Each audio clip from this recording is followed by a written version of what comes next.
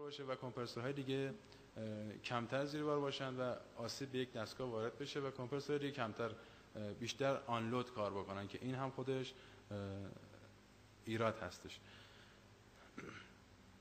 و با نصب این سیستم میشه اطلاعات رو مانیتور هم کرد. یعنی شما یک مثلا جای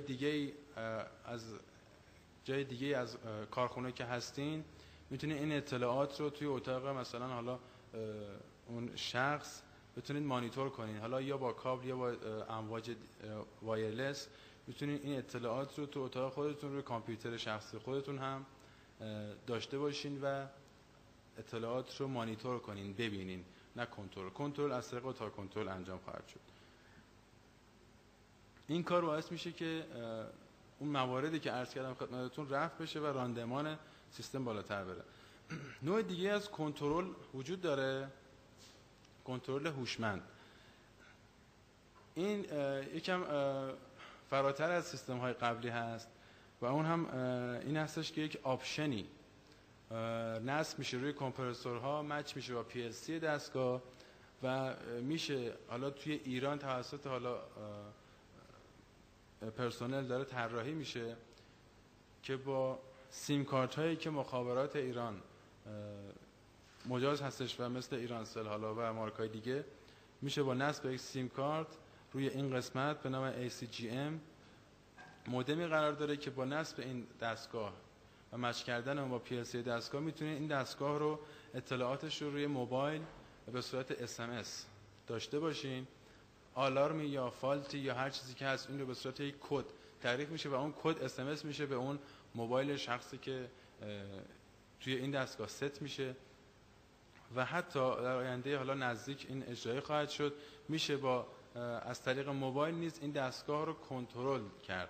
یعنی چه؟ یعنی این که شما مثلا یک کدی رو با موبایل خودتون به این سیم کارتی که روی این دستگاه نصب SMS کنید، دستگاه یا خاموش بشه یا روشن بشه یا از زیر بار خارج بشه. یعنی موارد کنترلی که باید روی PLC انجام بدین میتونید از راه دور توسط موبایل روی این دستگاه انجام بدین. این مزایای این سیستم هستش.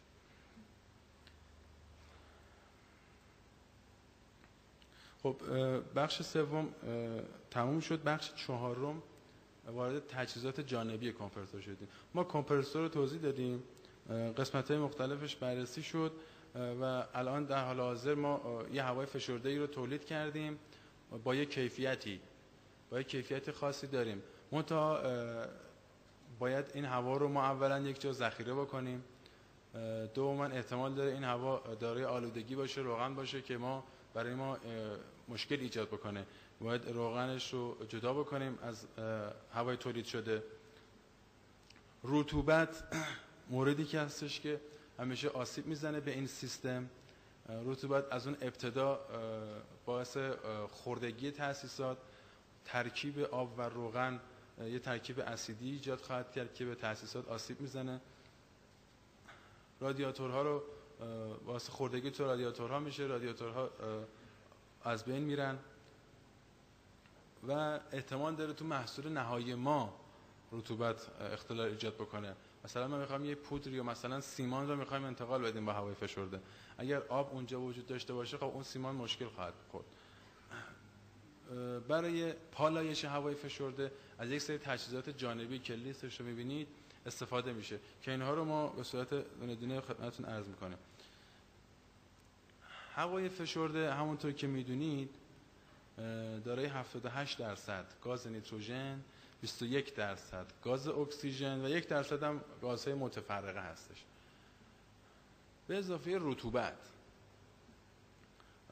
رطوبتی که توی محیط قرار داره توسط کمپرسور مکش میشه و رطوبتی که توی محیط هست توی فشار یک بار به صورت گاز هستش. ولی وقتی که بیاد توی کمپرسور فشرده بشه و خنک بشه به صورت مایع در فاز مایع نشون داده میشه و جریان پیدا میکنه توی سیستم و این مایع آسیب شدیدی به سیستم های ما میزنه. برای کنترل اون از این تجهیزات جانبی استفاده میشه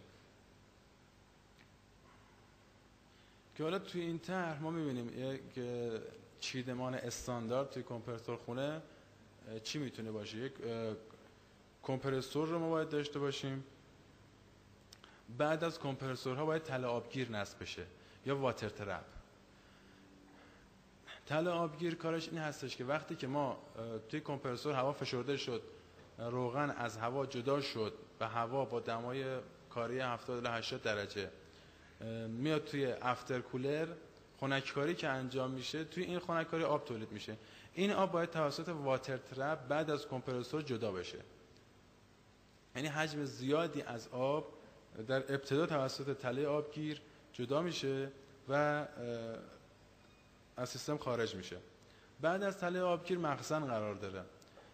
مخزن واسه ذخیره هوا هستش.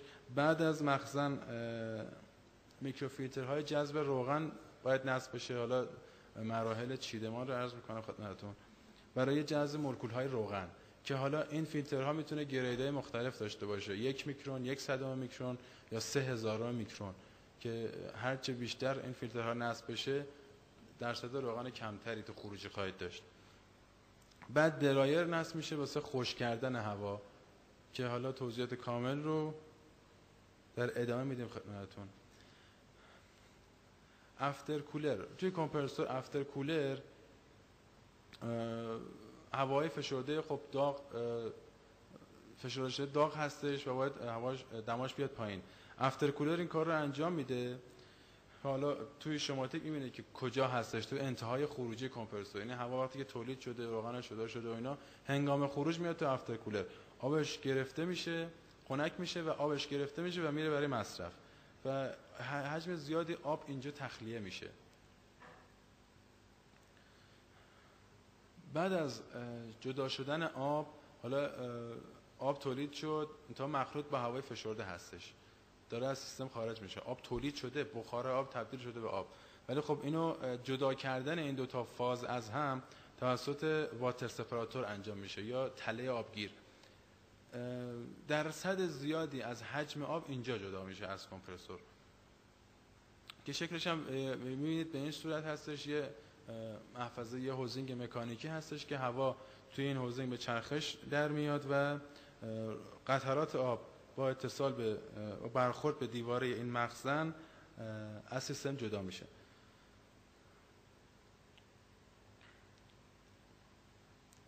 خب مخزن ذخیره هوا، مخزن چند تا کار رو توی کمپرسور خونه انجام میده. اول این کار ذخیره هوا هستش، یعنی کمپرسور هوا رو تولید میکنه، باید بره توی مخزن ذخیره بشه.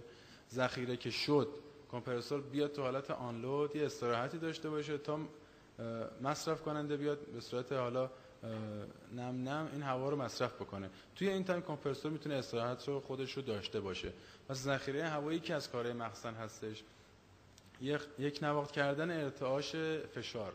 وقتی کمپرسور در حال کار هستش، با چرخش اسکروها یا با بالا رفتن پیستون ها، کمپرسور اگر پیستونی باشه، یه ارتعاشی توی تولید